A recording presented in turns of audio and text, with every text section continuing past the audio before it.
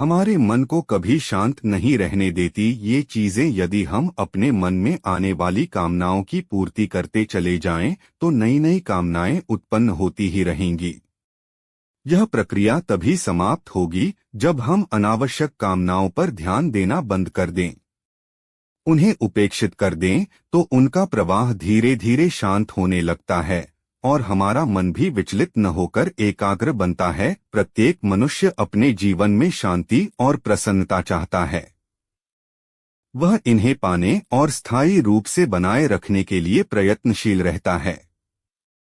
लेकिन शांति और प्रसन्नता को वह बाहरी वस्तु, परिस्थिति, देश, काल, व्यक्ति आदि में खोजता है। मनचाही वस्तु या परिस्थिति मिल जाने पर कुछ समय के लिए प्रसन्नता का अनुभव करता भी है, लेकिन फिर वह उसके जीवन से कहीं चली जाती है। उसका मन दोबारा अशांत और खिन्न रहने लगता है। यही स्थिति हम सबके जीवन में अनवरत रूप से चलती रहती है। अनेकों कामनाएं या इच्छाएं हमारे मन में उत्पन्न होती रहती हैं, जो मन को शांत नहीं रहने देती। यह कुछ वैसा ही है जैसे अग्नि का निरंतर जलते रहना। हम ईंधन डालते रहते हैं और अग्नि प्रज्वलित रहती है, हालांकि उसकी गर्मी हमें परेशान किए रहती है।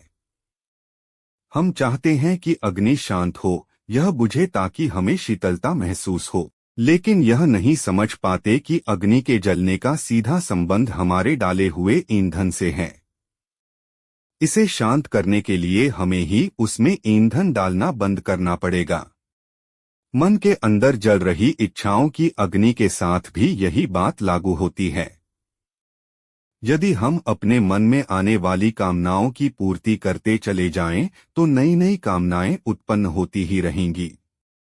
यह प्रक्रिया तभी समाप्त होगी जब हम अनावश्यक कामनाओं पर ध्यान देना बंद कर दें, उन्हें उपेक्षित कर दें, तो उनका प्रवाह धीरे धीरे शांत होने लगता है और हमारा मन भी विचलित न होकर एकाग्र बनता है। गीता में भगवान कहते हैं कि जैसे नाना नदियों के जल सब ओर से परिपूर्ण अचल प्रतिष्ठा वाले समुद्र में उसको विचलित न करते हुए ही समा जाते हैं, वैसे ही सब भोग जिस स्थितप्रज्ञ पुरुष में किसी प्रकार का विकार उत्पन्न किए बिना ही समा जाते हैं, वही पुरुष परम शांति को प्राप्त होता है। भोगों को चाहने वाला नहीं, मन को पवित्र बनाने के लिए गीता में भगवान श्री कृष्ण अर्जुन से मानसिक तप के 5 साधन बताते हुए कहते हैं कि मन की प्रसन्नता, शांत भाव, मौन, मन का निग्रह और अंतःकरण के भावों की पवित्रता को मन संबंधी तप कहा जाता है। इसलिए इनसे हमारे अंतःकरण में रागद्वेष, काम, क्रोध, लोभ, मोह, ईर्ष्या आदि दोषों के कारण उत्पन्न होने वाली मलिनता दूर होगी और दूसरों के प्रति प्रेम और कल्याण की भावना उत्पन्न होगी।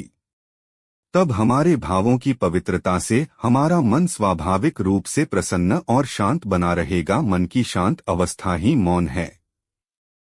मन के मौन होने पर ही वाणी का मौन सिद्ध होता है। अन्यथा यदि मन में विषयों का सतत चिंतन चल रहा हो और वाणी की हम मौन साधना करें, तब वह साधना खास प्रभावशाली नहीं होती। लेकिन यदि मन ही शांत या मौन हो जाए, तब वाणी तो स्वाभाविक ही मौन हो जाती है, क्योंकि वाणी से ही हम अपने मन के विचारों को व्यक्त करते हैं।